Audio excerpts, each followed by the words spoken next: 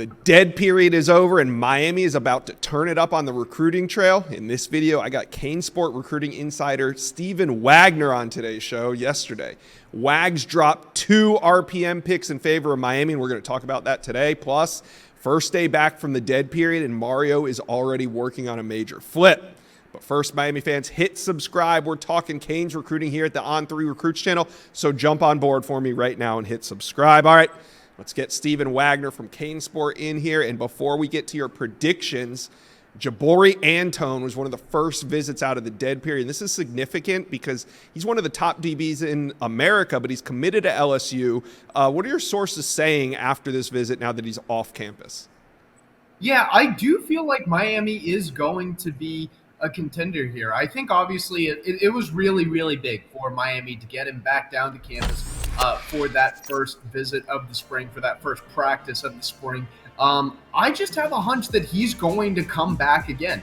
I could see him eventually taking an official visit to Miami, and obviously, you know, he's been committed to LSU, and LSU does still feel like the team to beat. But I would not overlook Miami at all in this one. I think defensive coordinator Lance Guidry and new secondary coach Chevis Jackson. Jackson was only hired a few weeks ago, but he's already made a pretty good impression on Jabari.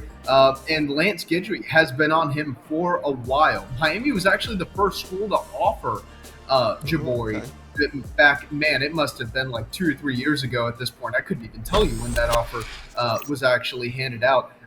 But he wants to continue considering Miami. I do think that loyalty is kind of a factor here, and as long as Miami's staying loyal to him and continuing to show this real interest in him, I do think that he's going to continue to show that interest in Miami. And quite frankly, I think as long as he keeps wanting to return to Miami, I think it's hard not to say that Miami's not a contender.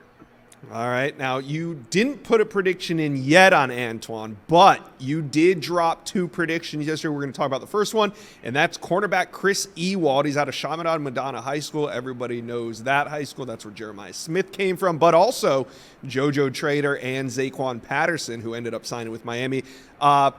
What is your intel? Why are you ready to put a pick in? Because I also know that there's some level of interest in the other 2 Florida schools, Florida Gators and Florida State Seminoles.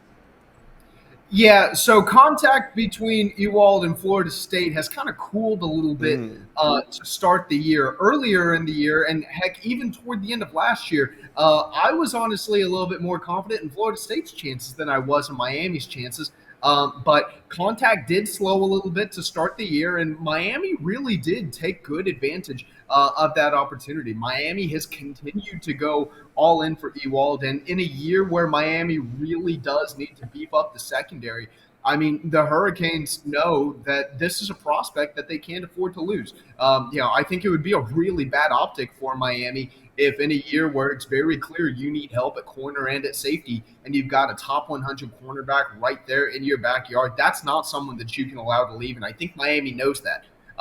Ewald's probably not going to look at committing until August, but I do not think that this is a prospect that Miami is going to let leave, quite simply, and he keeps returning to Miami. He's built a very good relationship with the Hurricanes. I think the Canes have done a really, really good job recruiting him. And while this prediction is a little bit of a longer-term play, I am really confident in Miami's chances. And I do think that he is ultimately going to end up a Hurricane. I wouldn't necessarily say that Miami is the team to beat right now or anything like that, but I do firmly believe that his interest in Miami is strong enough, and Miami's understanding that he cannot get away is strong enough that ultimately he is going to end up a Hurricane. You kind of are saying Miami is the team to beat when you put in the pick for Miami, but hey, the other prospect that you put a pick in for was Amari Wallace. Now, he's at Miami Central, a school that Miami has really dominated at in the last 2 to 3 years. So he's an elite prospect, number 132 overall, the 14th best safety in America. You put him in at 65% to Miami. What are you hearing here, and when do you think Amari Wallace could make a decision? Yeah, so much like Ewald, I don't think Amari Wallace is close to making a decision soon. However, I definitely do believe that Miami's the team to beat here. The interest between Miami and Wallace is just so strong. Wallace really wants to go to Miami. Miami really wants Wallace. It really doesn't feel like there's much standing in the way here. Like you said, Miami has really prioritized the heck out of Central in recent years. I believe they've signed a Central player every year since Mario Cristobal became the head coach, starting with Wesley Besaint back in 2022, then obviously Ruben Bain in 23, Armando Blunt last year. And this year's Central team is really loaded again. There's a ton of connections between Wallace and the University of Miami, including Roland Smith, who right now is their director of high school football relations. He actually was Wallace's coach his freshman year, and he's a guy that Wallace has a lot of respect for, who's there in that building. Then you think on top of that, all the teammates that he has that are playing over there, or all the teammates he has from Central who are playing over there at Miami. The amount of interest that Miami has shown in him, the amount of interest that he has shown in Miami. I mean, I really am particularly confident that Wallace is going to end up a Cane. I'm definitely saying Miami's the team to beat here. And I think it's going to be hard for another school to come in to Miami Central, a school the Hurricanes have dominated in recent years, and pull him away from the Hurricanes. Okay, I'm glad that we're admitting Miami is the team to beat here for Amari Wallace. We can't talk Miami recruiting today if we don't mention Cortez Mills. Over the weekend, he put on a show at the Under Armour camp when it stopped in Miami, and he's already ranked highly on threes, number 125 overall. But I could see him moving up the rankings and also interest increasing. But right now, it seems like Miami, LSU, and Clemson are kind of the main teams involved here.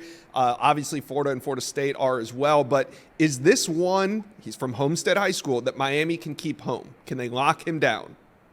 It absolutely is possible that Miami could lock him down. However, speaking of Cortez, this is a very tight recruiting battle at the moment.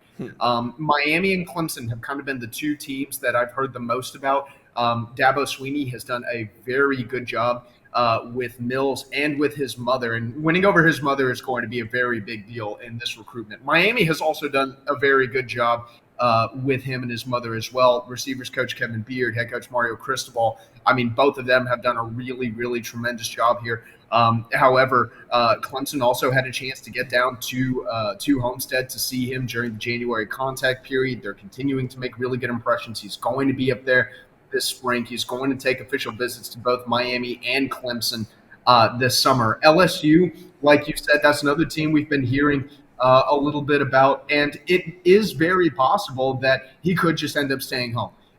And he said before that that's kind of the question that he's asking himself right now is, does he want to stay home? Is this ultimately what he feels like is going to be the best option for him? But things are so tight at the moment that I do not see a decision coming anytime soon. And the gap between those three programs at the top, Miami, LSU, Clemson, heck, even those other schools they've taken official visits to, I do not think that gap is very wide at all. I see this recruitment going on for a while, and I could even see things kind of switching back and forth, and there being some new leaders at some point. I asked him, is there one school that's, a really like clear and obvious leader for you?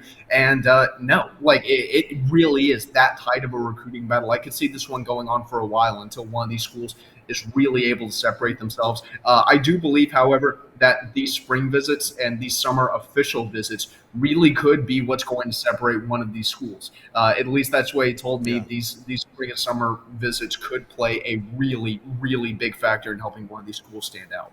Yep, and we are entering visit season. The dead period is over. Miami recruiting is about to heat back up. Miami fans, let me know, who do you guys want? You heard Stephen Wagner's predictions. I want to hear your predictions. Comment section below. Who does Miami need to land this spring or summer? Let me know. Stephen Wagner from Canesport, thanks for dropping by the Inside Scoop today. Thanks so much, Josh.